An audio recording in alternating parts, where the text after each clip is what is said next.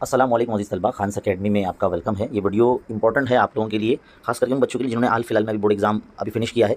आपके 10वीं क्लास के इल्म रियाज़ी हिस्सा अव्वल के पर्चे में एक छोटी सी गलतियाँ जो है हुई थी, जिसके एवज़ में हमारे महाराष्ट्र के जो मशहूर मारूफ टीचर है अब्दुल वदूद सर, नांदेड़ से इनका ताल्लुक़ है, और उन्होंने एक आप देख सकते हैं यहाँ पर उन्होंने अर्ज़ी दी थी बोर्ड के अंदर कि मज़मून रियाज़ी, आप देख सकते हैं यहाँ पर जो मैं पढ़ रहा हूँ, मज़मून रियाज़ी हिस्सा अव्वल के पर्चे में हुए तर्जुमे की गलतियों की कामयाब नुमाइंदगी करने पर तमाम महाराष्ट्र के उर्दू मीडियम के तलबा को 2 मार्क्स का फुल क्रेडिट दिया गया है।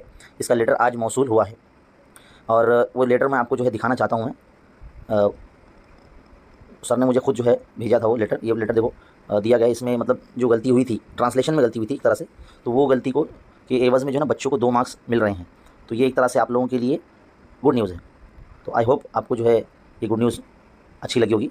इस वीडियो को लाइक कीजिए और शेयर कीजिए, चैनल पे नहीं तो चैनल को सब्सक्राइब कीजिए। Thank you.